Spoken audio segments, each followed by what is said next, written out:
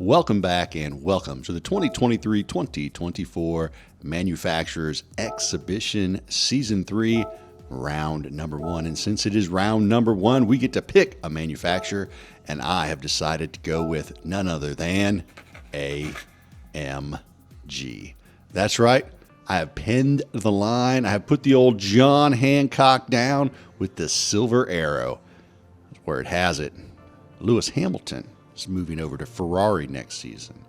So I thought I might impress the factory team with my skill set, maybe get a little ride in that F1 car. Don't even think about destroying my dreams. It could happen. It is possible.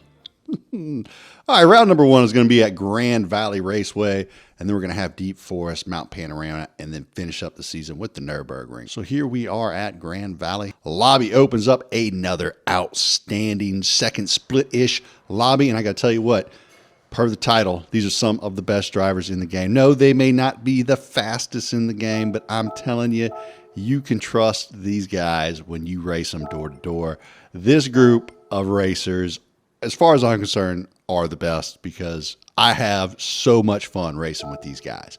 Not to say I can't have fun in Top Split, but these guys are the best. That's my opinion, and I'm sticking to it. Time now for the qualifier. Question is, can I put in a good one? So I told myself, relax and execute. Don't overdrive the Merc. Put it on the apex. Try and maintain corner speed. Trail brake. Roll in the throttle. All those things were going through my head, and back there I just missed the apex by like 3 feet. But that's all right. Sling it down to the inside right there. Hold the throttle to the floor. Come out the other side a little bit wide, not as fast through there as I would like to have been, down into first gear, and then pop it back up in second to slowly roll the throttle on the big Merc. Come out of that right hand there after the hairpin. Now, going to try and carry good speed through this double apex left-hander. Didn't like my angle through there. Probably could have carried a little more speed through there. A little slow through that section of the track. Now here just trying to stay tight to the left-hand side, then getting on the gas nice and early for this little short straight before this rolling left-hander off camber. You need to backside it a little bit, but not too much to where you get way off in that off camber section, and then slam the throttle on. Sling it down the right side, get it close to the right hand as you roll in the throttle there. Not my best section of the track, this back half section, that corner back there all the way through the tunnel. Gonna brake just after the 100-meter board. Get down into second gear. Try and carry the speed through the corner. Carried a little too much, went a little wide there, but that was okay. It wasn't terrible. And then this, so hard to get this little chicane just right. Apply the throttle perfectly. Get a little bit of dirt there. That's probably going to cost me a 10th or so down this straight. I was smooth. I was rolling on the throttle. I did try to execute. I was certainly relaxed, but I think I might have relaxed just a little too much as I ran a 149.3. Not good. I put a 148.6 in a practice lobby, so I knew I was capable of a much better time than that. However, I'll be good for P9 to start the race. Pretty happy with that. It is a 1X fuel and 1X tire wear race, so no need to stop, no need to get fuel or tires, no mandatory pit stops, racing hards. This is 10 laps of sprint racing. Whoever gets the finish first wins the race, and I am starting at P9. So I've got my work cut out for me in this very competitive but very clean second split-ish lobby. I don't know if it's a second or third split, but all these guys been racing with a lot lately, and man, I gotta tell you what, I've just really enjoyed myself. So heading into corner number 1, start of the race. Do as I always do, just kind of let off the throttle and ease it down into the corner, send it, kind of feel it out, see what is gonna happen, see if I can get lucky and pick up a pass or anything like that. No such luck there. You got CTRK and Moonra, that's it, Moonra in front of us. A little side-by-side action, little touching of metal there, but nothing dirty, nothing bad. And then I go down the inside of Sanchez right there and make the pass, make it stick. Give him plenty of room on the outside. He gives me room on the inside. Now, Dan up in front of us here has picked up a penalty in his freaking awesome Miller High Life liveried Nissan GTR. I absolutely love that livery. I'm going to steal it. I've got to find it. So that's what I'm going to do after this video. I'm going to go find Dan's livery, and I'm going to make sure that I have it. because I love the Miller High Life liveries. It's one of the only liveries I've made in GT7 was for the Sylvia and the Miller High Life. So I've got the Porsche all up the backside. He has thrown the old hitching ball on my back bumper and hooked up the trailer to it. Now Dan serves his penalty here, and it is not quite enough for me to make a clean overtake, so I'm just going to hang out around the outside here. Now Dan gives me plenty of room along the outside. I make sure to give him plenty of room on the inside, get on the brakes there. I hug it a little tighter even than I wanted to right there, flirting with the penalty, and then Moonra gets into the wall there and picks up more penalty, and well, that's going to slow him down a good bit. Then I get a little bit of a bump there from Dan, which bumps me into Moonra, and I didn't have anywhere to go right there. He had it parked on the apex, and so I couldn't get by him. That slowed down Dan and me as well, and kind of took away the opportunity for me to make a pass on Moonra as we head into corner number 1. I eased off right there. I kind of wish I hadn't because he went wide, and I probably could have made the pass had I known that he was going to go wide there, but I didn't know that. So he has a 1.5 second penalty. I figure I just ride his bumper until he makes the penalty, and I just get the easy, gritty pass. So that's what the plan was. That's what I was going for. But he gets loose right there in the dirt, trying not to get the penalty by going too far to the inside. So I send it down the inside, make the pass. He goes for the cutback, doesn't get it done. It looked like a little bit of a lag spike occurred right there. Kind of felt like maybe it hit me, but something strange happened with the screen, and it seemed like a little bit of lag spike, but it's just a little tap anyway, so not a big deal. A lot of really close, tight racing on this long, sweeping, fast cornered track with the great overtaking opportunities at the hairpin. Moonra gets a little bit loose coming out of the exit, allows me to extend my lead a little bit here into 4/10 as we go into the left-hander. Again, he comes in a little bit hot, goes a little bit wide. I maintain my calm, cool attitude. Is with this track, I just have such a tendency to want to overdrive it, and I just kept telling myself, just be chill. Look in the rearview mirror there. He serves his penalty, falls back. That allows Dan to move back up to P7. And leaving me in P6 with a nice little gap here as we go through this left-right hand combo, the chicane, as we exit onto the straightaway. I get a good exit, don't get into the dirt, don't get in the wall, beginning to extend the lead from Dan, you can see there. Now after the long straight, heading into turn 1, looking in the rearview mirror, CTRK down the inside of Dan in the super sexy Miller High Life livery.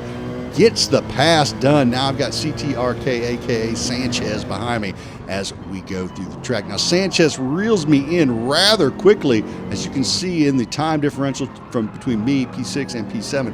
Only 0.6 was almost a full second at the beginning of the lap. Don't know what it is with these Porsches, but they can run me down in this Mercedes AMG. Maybe it's the track, I don't know. So I go down the inside, decide I'm going to go ahead and defend the inside line. Didn't have the greatest lap last lap, and I thought maybe he had a really good lap, and he gives me the bump draft here, does not go for the pass. I was like, okay, CTRK wants to try and catch PREC H-Man up front. He looks down the inside, probably so he can see his braking board. I don't go too deep, just go a hair deep there. Get a little bit of tap from the Porsche on the exit. Not a problem, handle that with ease, no damage to the car, all good. Trying to catch PREC H-Man, no easy task. He is scooting along, and I'm getting a little bit of help from my Porsche buddy behind me with the bump drafts. But the question is it going to be enough to find myself in P5? You can see the lead group is just right there. The lead car 6 seconds out in front. He is not quite with this group of 2, 3, 4, 5. They are in kind of a little group together, just beyond my reach there. So tantalizingly close, but not quite close enough. We've got to find 3 seconds. Now as we head through the right-hander on the bridge here on lap 4, this Porsche is absolutely hooked to the back of my AMG. Super cool view right there as we head over the bridge, by the way. So we head in the tunnel. I'm thinking, please don't send it in the tunnel. Just wait for the straight. He's probably thinking the same thing. Why would you make a pass here than give me an opportunity to pass you right back on the straight? So he actually hangs back a little bit. Smart move by him so he can actually make a run at me. Then we get a flag, a yellow flag up ahead. That is the race leader. Grab a ready pass into P5. Let's see what happened there to the race leader in the Aston Martin. Gets too wide on the exit, gets into the Gran, then hits the wall, and then GT7 piles on with a 4.5 second penalty. Brutal. Now, talking about super clean racing, well, this is going to be our new leader in the race, Spider Punk Racer. going around the outside, and Ninja Bar takes a look there, nowhere to go.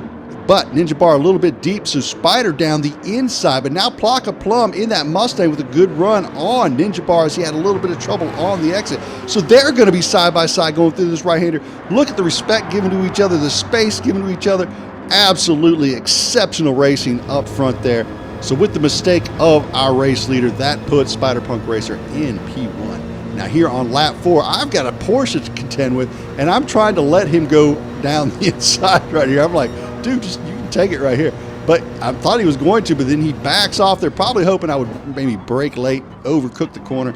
Did not do so. He gives me a little tap again as we go through the right-hander. Again, not a big deal. I'm not trying to race him. It is lap 5, and I know that J-Ride and these guys behind me, CTRK, these are pretty quick fellas.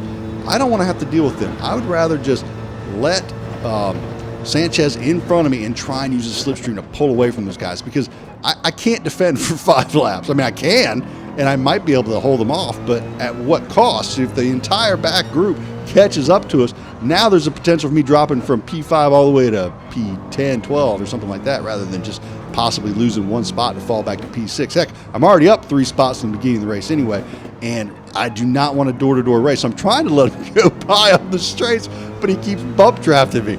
So here we are again, coming around the final sections, the back half of the second section, heading towards the third sector on this track. And this is a spot where he just kept catching me, man, right here. He absolutely had better speed than I did through this right-hander onto the bridge. Pretty much everywhere else on the track as well, but specifically right there, he was really catching me really good. So as we head in the tunnel, I'm like, all right, again, don't send it on the tunnel. And hopefully he sends it on the straight, and hopefully I can just jump into a slipstream and begin to pull away from J-Ride and the folks behind me, because I know they're going to be chomping at the bit to come make up some positions from where they're sitting right now. So as we head over the bridge and into the tunnel, I know that the tunnel's a really hard place to pass, but he is about the right distance, 0.16 seconds back. So I move over to the left side, going to give him the preferred line heading into corner 1, which is the inside line. So here he comes on by. I actually had enough speed that I could probably have held him off had I taken the inside line myself. But again, just did not want to bring that trailing group back in, and I could just sense that he had way better pace than I did. Besides, he might pull me up to this lead group up in front of us of 1, 2, 3, and 4 up here. I mean, we're only 5 seconds off the leader with pretty much 5 laps to go. So I'm rolling the dice that maybe I'll be able to stay in his slipstream and he can pull me up to that lead group. So that's the plan. The question is, can I execute? On to lap number 7, and not quite. I lost the slipstream 1.2 back, 2.6 though to J-Ride, so I've got to hold that gap for the next 3 laps. Well, that is what I did. Cross the line, get a P6 on the first Manufacturer Series best finishing Mercedes AMG in this split. Congrats again to Spider Punk Racer. Great job. And that brings us to Mercedes. And, well, I mean, the factory team, they noticed, they saw, they know what's going on. I might get that call after all. You never know. You never know. 261 points putting in the bank, making my video. I had a good race. I had a fun race. Why trade it for points? I'm not going to win any championships. If you have a good race, I like to talk about that. Hope you enjoyed that. Hope you enjoyed all the action. If you did, hit the like and or subscribe. Come back, check out some more. For myself, Go Gretty. Y'all have a great day.